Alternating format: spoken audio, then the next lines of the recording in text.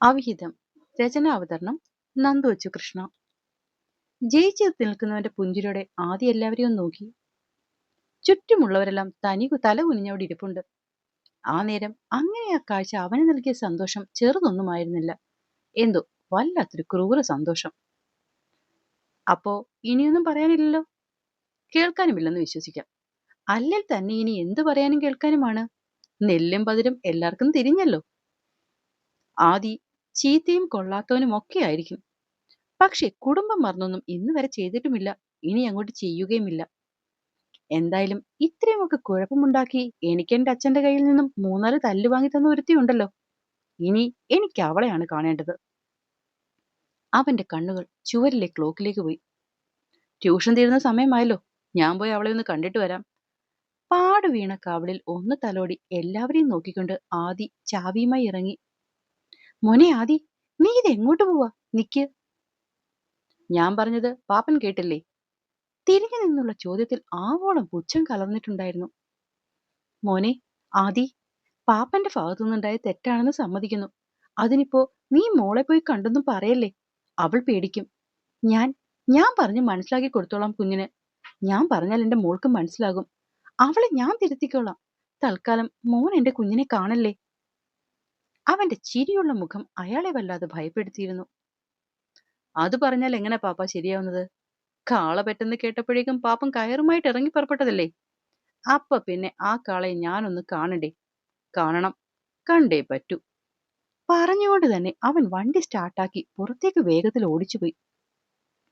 അയ്യോ എന്റെ കാലേ, എന്റെ കാല് പൊട്ടിപ്പോയേ, ഞാൻ ഇനി എങ്ങനെ നടക്കും? എന്റെ കാല് പോയേ. ആരതിയുടെ നിലവിളിയിൽ എല്ലാവരും ഞെട്ടി അവളെ നോക്കി.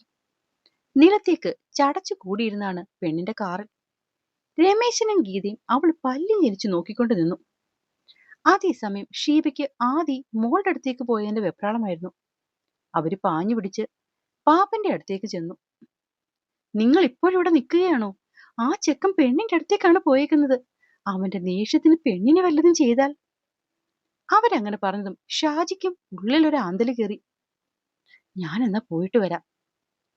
പോയിട്ട് വലിയ കാര്യമൊന്നുമില്ല. ഏട്ടനിപ്പോ അവളുടെ ട്യൂഷൻ സെന്ററിൽ എത്തിക്കാണും. ഒരു നിമിഷം കരച്ചിൽ നിർത്തി ആരതി പറഞ്ഞു. എന്നാലും വേണ്ടില്ല, ഏട്ടൻ ഒന്ന് പോയി നോക്ക്.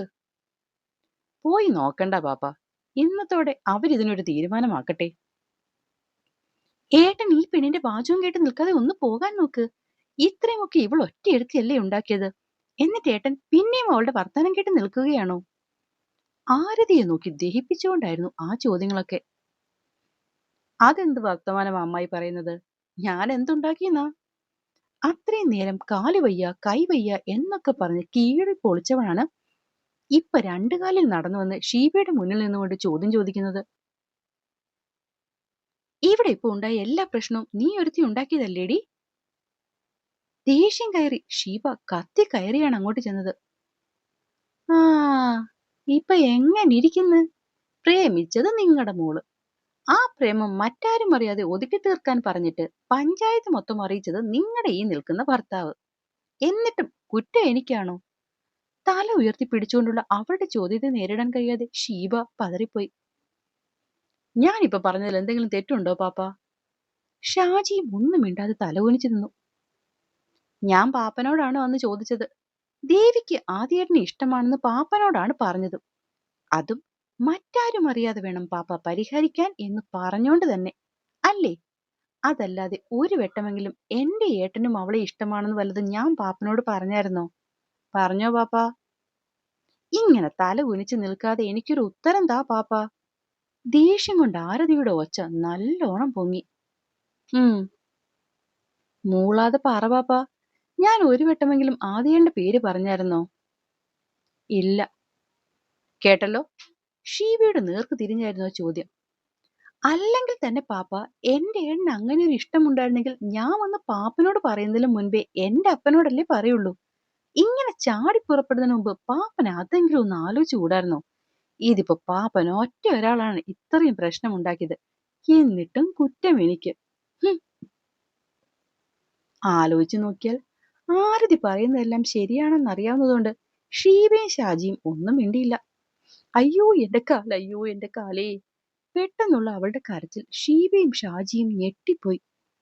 ഇതുവരെ കാര്യഗൗരവത്തോടെ സംസാരിച്ചു കൊണ്ടിരുന്നവൾക്ക് പെട്ടെന്ന് ഇത് എന്തു പറ്റിയെന്ന് ആലോചിച്ച് നിൽക്കുന്ന നേരത്താണ് കുറച്ചു മുന്നേ അകത്തേക്ക് കയറിപ്പോയ രമേശിനെയും ഗീതയും അവര് കണ്ടത്. അവരെ നോക്കിയാണ് പെണ്ണിന്റെ പ്രകടനം മുഴുവനും. അവരെ തന്നെയും പിന്നെയും മാറി മാറി നോക്കുന്ന ആരതി പതിയെ ഷാജിയുടെ അടുക്കിലേക്ക് തലചിരിച്ചു. ഇവിടെയേ പാപ്പ ഒരു മുട്ടൻ ചൂരിലിരിപ്പുണ്ട്. നിങ്ങൾ അങ്ങോട്ട് ഇറങ്ങാൻ വേണ്ടി കാത്തു നിൽക്കുകയാണ് അമ്മയും അപ്പനും. നിങ്ങൾ ഇറങ്ങിയാൽ ആ നേരം അമ്മ അത് വെച്ച് എന്റെ പുറം പള്ളിപ്പുറമാക്കും. കൂടുതലും കിട്ടുക കാലിനാവും. അതുകൊണ്ട് ഇപ്പോഴേ നിലവിളിച്ചു തുടങ്ങിയില്ലെങ്കിൽ ആ നേരം അടിയുടെ എണ്ണം വല്ലാണ്ട് കൂടും. ഇതാകുമ്പോൾ മിക്കവാറും 2-3 അവരങ്ങ് നിർത്തിക്കോളും. പക്ഷേ പാപ്പനോടുള്ള എന്റെ കറകളഞ്ഞ സ്നേഹം കാണിച്ചതിന് എനിക്ക് തന്ന ഈ പ്രത്യേക ഉപകാരം വലുതായിപ്പോയി പാപ്പാ, വലുതായിപ്പോയി. ഇവൾ എന്താണ് ഈ പിറുപിറുക്കുന്നതെന്ന് കൂലംകുഷമായി നോക്കുന്നവരുടെ മുന്നിൽ അവളുടെ ആ വർത്തമാനം കേട്ട ഷാജി അറിയാതെ ഉറക്കെ ചിരിച്ചുപോയി. ഇറങ്ങടി വണ്ടിന്ന്, നിന്നോടാ ഞാൻ പറഞ്ഞത് വണ്ടിന്ന് ഇറങ്ങാനെന്ന്. വെപ്രാളം പിടിച്ച് ചാടി ഇറങ്ങിയത് കൊണ്ടാവും ബാഗിന്റെ താഴേക്ക് നീണ്ടിരുന്ന വള്ളി കൂട്ടിക്കെട്ടി ഉണ്ടാക്കിയ കൊളുത്ത് കൈ പിടിക്കുന്ന സ്റ്റാൻഡിലേക്ക് വീണിട്ട് പിന്നിലേക്ക് ആഞ്ഞുപോയത്. മുന്നോട്ടുള്ള അവളുടെ ചാട്ടവും പിന്നിലേക്കുള്ള ആക്കവും കൂടി ആയതും ദാ കിടക്കുന്ന പെണ്ണ് മുട്ടിടിച്ചുകൊണ്ട് താഴെ. എന്തോ നാടി! ആദ്യ ദേഷ്യപ്പെട്ടതും അവൾ പിന്നെയും ചാടി എഴുന്നേൽക്കാൻ നോക്കി. അപ്പോഴും തിരുവോണ ശങ്കരാചാര്യ തന്നെ അതുപോലെ മുട്ടിടിച്ച് നിലത്തേക്ക് തന്നെ വീണു. നാശം പിടിക്കാൻ, ഇതൊക്കെ എന്റെ തലയിൽ തന്നെ വന്ന് വീണോളുമല്ലോ. നീ എന്താടി ഇന്നലെ ജനിച്ചു വീണ കുഞ്ഞാ? നിനക്ക് സ്വന്തമായി നനക്കാൻ എഴുത്തില്ലേടി? എഴുന്നേൽക്കുക. മുറിഞ്ഞ് ചോര വന്ന കാലിലേക്ക് നോക്കി കണ്ണു തുടച്ചുകൊണ്ട് അവൾ എഴുന്നേൽക്കാൻ നോക്കിയെങ്കിലും കാലൊന്നറച്ചു. ഇനിയും തൂങ്ങിത്തെറ്റി വീഴാതെ പതുക്കെ എഴുന്നേൽക്കാൻ നോക്കടി. അവളുടെ തോളിലെ ബാഗ് ഒരു കയ്യിൽ പിടിച്ചുകൊണ്ട് മറ്റേ കൈയും കൊണ്ട് അവളെ അവൻ പതുക്കെ പിടിച്ച് നേരെ നിർത്തിച്ചു. ഇനി നീ വീഴില്ലല്ലോ? അവളെ നേരെ നിർത്തി ആദ്യം മൊത്തത്തിൽ നോക്കിക്കൊണ്ട് ചോദിച്ചു. 2 തവണ മുട്ടിടിച്ച് വീണതിന്റെ വേദന ഉണ്ടായിട്ടും അവൾ ഇല്ലെന്ന പോലെ തലകുലുക്കി. നീ എന്താടി ഇതിനു മുന്നേ എന്നെ കണ്ടില്ലാത്ത പോലെ നോക്കി നിൽക്കുന്നത്? എന്താ ഇന്ന് ആദ്യമായിട്ടാണോ നീ എന്നെ കാണുന്നത്? അവന്റെ ചോദ്യത്തിലെ ദേഷ്യഭാവം കണ്ടതും അവൾ പേടിച്ചുകൊണ്ടല്ലെന്നുള്ള രീതിയിൽ തലയാട്ടി. അല്ല, ഒരുമാതിരി ചെകുത്താനെ കണ്ട പോലെയാണ് നിന്റെ ഇപ്പോഴത്തെ ഈ നിൽപ്പും ഭാവവും ഒക്കെ. അതുകൊണ്ട് പറഞ്ഞു പോയതാ. അവന്റെ ആ പരിഹാസത്തിന് മറുപടി കൊടുക്കാൻ പോയില്ല അവൾ. അവന്റെ കണ്ണ് ചുറ്റുപാടുമുള്ള പരിസരത്തിലേക്ക് പാഞ്ഞോടുന്നത് കണ്ടപ്പോ സത്യം പറഞ്ഞാൽ ദേവിക്ക് സമാധാനമാണ് തോന്നിയത്. ഇത്രയും നേരമായി കണ്ണിൽ കണ്ണു നോക്കി ചാടിത്തുള്ളി തകർക്കുകയായിരുന്നു. ആ നോട്ടം മുഖത്തു നിന്ന് മാറിയപ്പോൾ തന്നെ പകുതിയിലേറെ സമാധാനമുണ്ട്. എന്നിട്ട് അങ്ങേരുടെ എങ്ങും ഇല്ലാത്തൊരു ചോദ്യവും, നീ എന്താടി എന്നെ ഇതുവരെ കണ്ടിട്ടില്ലേന്ന്. അത് പിന്നെ നിന്ന നിൽപ്പിന് ഇങ്ങനെയൊക്കെ ഉണ്ടായാൽ ആരും ഇങ്ങനെയൊക്കെയല്ലേ പെരുമാറൂ? അവള് സ്വയം പിറുപിറുത്തു. ട്യൂഷൻ വിട്ടുകഴിഞ്ഞ് 2 മിനിറ്റ് പോലും ആയിരുന്നില്ലപ്പോൾ കുട്ടികളൊക്കെ എന്തൊക്കെയോ കളി പറഞ്ഞ് ചിരിക്കുന്ന നേരം അപ്പോഴാണ് പ്രതീക്ഷിക്കാത്ത ഒരാൾ ഷടയെന്ന് മുന്നിലേക്ക് വന്ന് ചാടുന്നത്. മറ്റാർക്കെങ്കിലും വേടിയാകും വന്നതെന്ന് ചിന്തിക്കുന്ന നേരത്ത് തന്നോട് പറയുക. അപ്പോഴേക്കും ഞെട്ടി. ആ ഒരു അന്തൽവിടം മാറാൻ മുമ്പേ വണ്ടിയിൽ കയറി പിന്നിലിരിക്കാൻ പറയുക.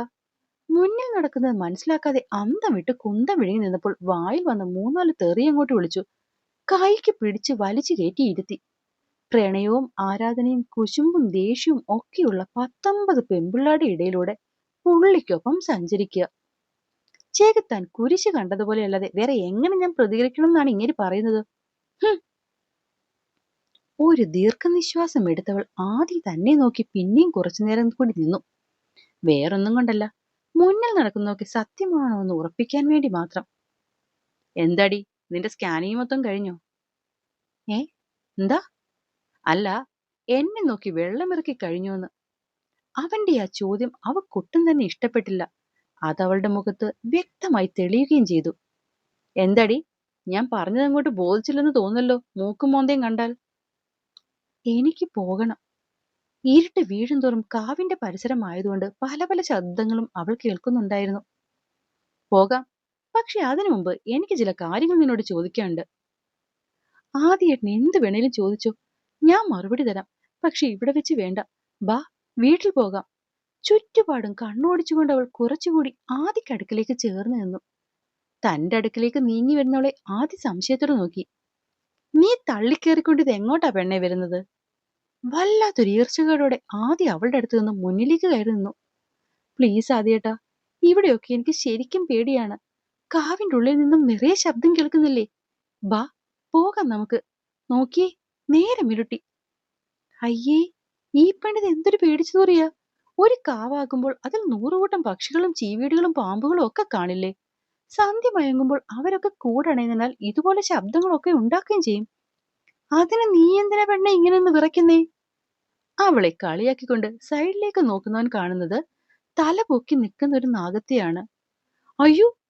തല ഉയർത്തി നിൽക്കുന്ന പാമ്പിനെ കണ്ടതും അറിയാതെ ആദി വിളിച്ചുപോയി. അവന്റെ വിളിയിൽ അവിടേക്കൊന്ന് നോക്കാതെ തന്നെ അതിലും ഉച്ചത്തിൽ ദേവി നിലവിളിച്ച് ആദിയെ പോയി വരിഞ്ഞു മുറുക്കി.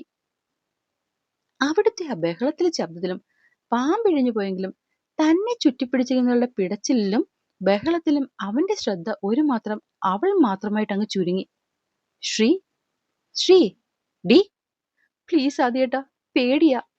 പൂർത്തിയാക്കുന്നതിന് മുന്നേ തന്നെ അവൾ കുഴഞ്ഞ് നിലത്തേക്ക് വീണിരുന്നു. മയങ്ങി വീണവളെ കണ്ടതും ആദി ഭയന്നുപോയി. എന്ത് ചെയ്യണമെന്നോ ആരോട് പറയണമെന്നോ ഒന്നും അറിയാതെ അവൻ പരിസരം മുഴുവനും നോക്കി. കാവിന്റെ പരിസരമാണ്. ഈ നേരം ഒന്നും അവിടെ ഒരു പട്ടിക്കുഞ്ഞു പോലും കാണില്ല. ആ ധൈര്യത്തിലാണ് അവളോട് സംസാരിക്കാൻ ഇവിടേക്ക് തന്നെ കൂട്ടിക്കൊണ്ടുവന്നത്. ആദി വല്ലാത്തൊരു ഭയത്തോടു കൂടി തന്റെ മടിയിൽ കിടക്കുന്നവളുടെ കവിളിൽ തട്ടിക്കൊണ്ടിരുന്നു. ശ്രീ, ശ്രീ, എടി! എത്ര വിളിച്ചിട്ടും അവൾ എഴുന്നേൽക്കില്ലെന്ന് കണ്ടതും ആദി ഭയന്നു. അപ്പോൾ എന്നെ കേൾക്കുകയും വായിക്കുകയും ചെയ്യുന്ന എൻ്റെ കൂട്ടുകാർക്ക് കഥ ഇഷ്ടമാവുന്നുണ്ടെങ്കിൽ ഒന്ന് സബ്സ്ക്രൈബ് ചെയ്ത് സപ്പോർട്ട് ചെയ്യണേ. നന്ദി.